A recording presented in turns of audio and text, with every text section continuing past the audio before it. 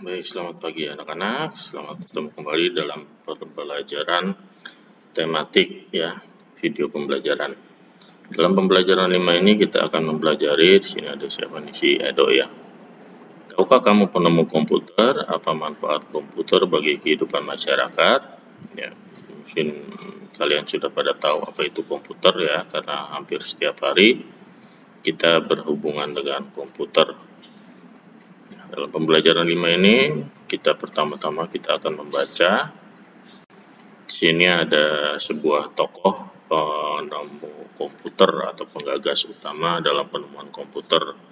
Beliau bernama Charles Babbage, ya, mengubah dunia dengan komputernya. Kalian bisa baca sendiri di buku paket kalian. Yang gagasan tersebut dituangkannya dalam sebuah catatan yang diberi nama Note on the Application of Machinery to the Computation of Astronomical and Mathematical Tables. Nah, pertanyaannya, berdasarkan teks di samping, jawablah pertanyaan berikut. Nomor 1, apa yang dilakukan oleh Charles Babbage?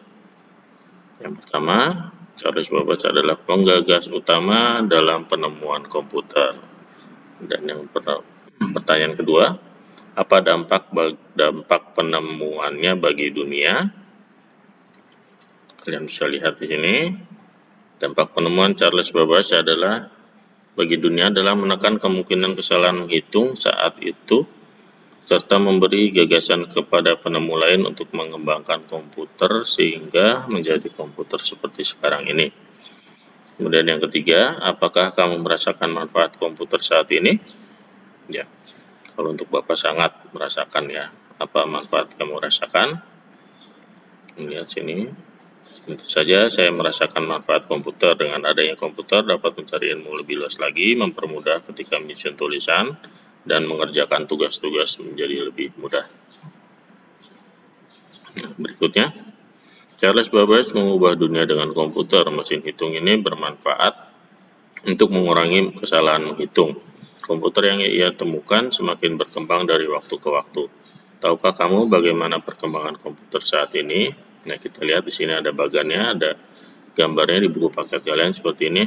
Nah, alat hitung yang pertama ditemukan oleh manusia menurut sejarah yaitu ini apa namanya?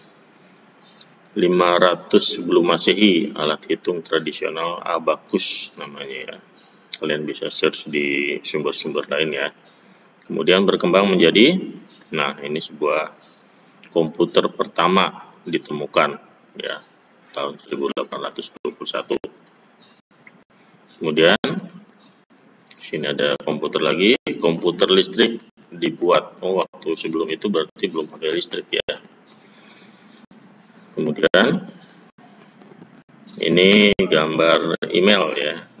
Nah, elektronik mail atau email, surat elektronik pertama berhasil dikirim tahun 1971. Wah, Bapak juga belum lahir ya pada tahun itu. Berikutnya kita lihat ke bawah. Nah, ini sebuah, kalian bisa lihat ini sudah menjadi apa ya? Sudah menjadi gambar sebuah komputer ya. Komputer pertama menggunakan keyboard dan mouse. Nah, ini pertama ya. Kemudian berkembang menjadi komputer dengan harga terjangkau untuk rumah dan untuk apa? Untuk di rumah ya, atau PC, personal komputer seperti yang sekarang ini. Kemudian tahun 1983 internet ya mulai ditemukan dengan jaringan global diciptakan. Dan sampai sekarang nah sudah seperti ini ya. Dimulainya penggunaan internet oleh masyarakat sampai sekarang ini.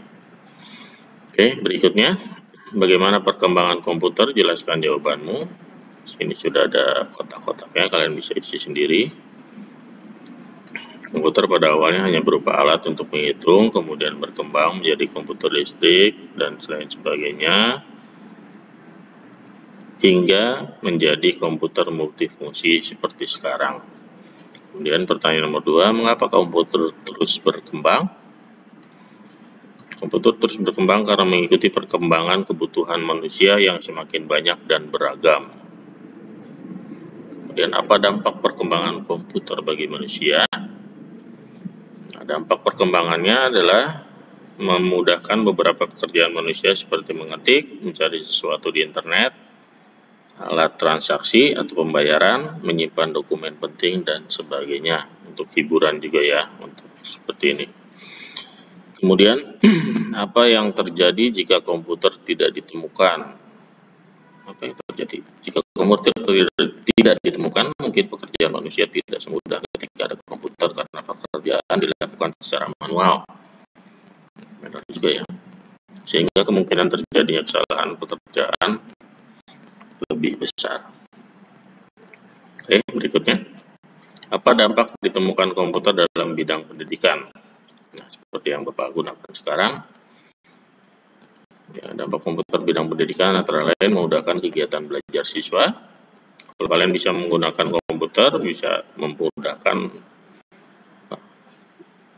kegiatan kalian ya untuk belajar, mengerjakan tugas sekolah, kemudian membantu guru melaksanakan tugasnya sebagai pengajar.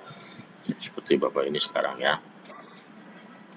Dan apa dampak ditemukan komputer dalam bidang iptek? Iptek itu ilmu pengetahuan dan teknologi. Dampak ditemukannya komputer dalam bidang iptek antara lain, iptek akan terus mengalami perkembangan karena adanya komputer, banyak teknologi baru yang ditemukan. Nah, banyak sekali ya komputer manfaatnya. Oke, berikutnya kita akan berkreasi. Nah, tadi di awal Bapak sudah berbicara untuk menyiapkan alat musik. Nah, sekarang kalian siapkan alat musik, yaitu alat musik pianika ya.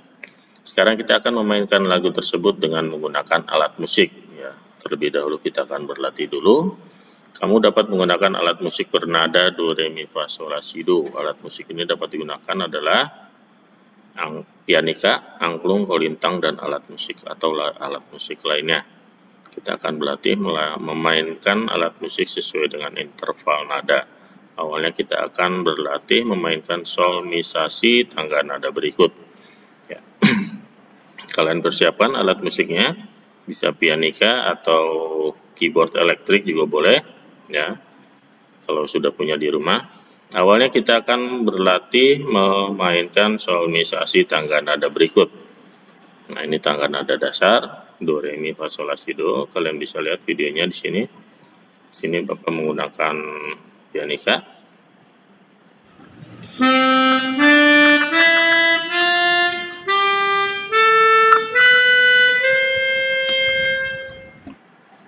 Ya, seperti itu ya. Kalian bisa latihan di rumah. Berikutnya nada-nada berikut berjarak satu nada. Coba berlatihlah membunyikan nada berikut. Do, re, mi, fa, sol, sol, la. Ya, kita lihat sini contohnya.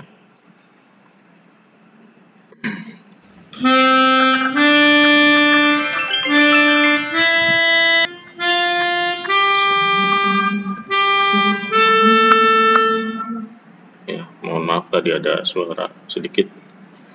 Berikutnya, nada berikut berjarak setengah nada. Coba berlatihlah membunyikan nada berikut.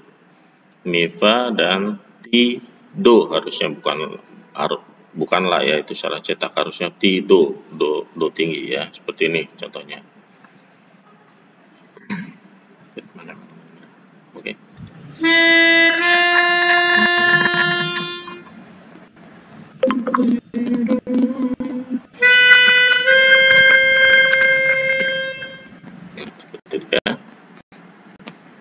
Oke, berikutnya kita masih berlatih.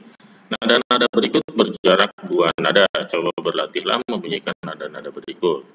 Di sini ada do, mi, dan fa, la. Jarak dua nada. Kita lihat.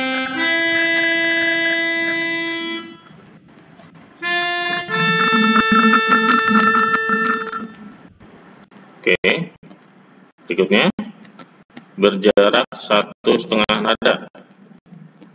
Re, fa, mi, sol, la, do. Terlihat.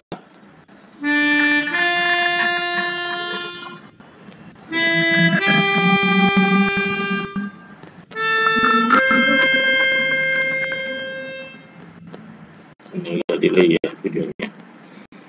Oke, terakhir berlatihlah membunyikan nada-nada berikut: do, re, do, mi, do, fa, do, sol, do, la, do, si. Seperti ini ya videonya.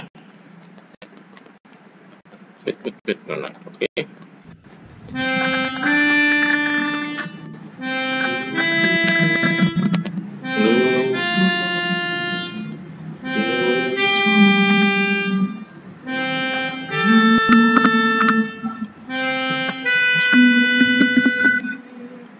Ya, seperti itu ya. Nah, kalian bisa latihan di rumah untuk sebelum menyanyikan lagu Maryam Tomong. Oke, hari ini materinya cukup sekian. Semoga materi bermanfaat bagi kalian dan terima kasih. Selamat pagi.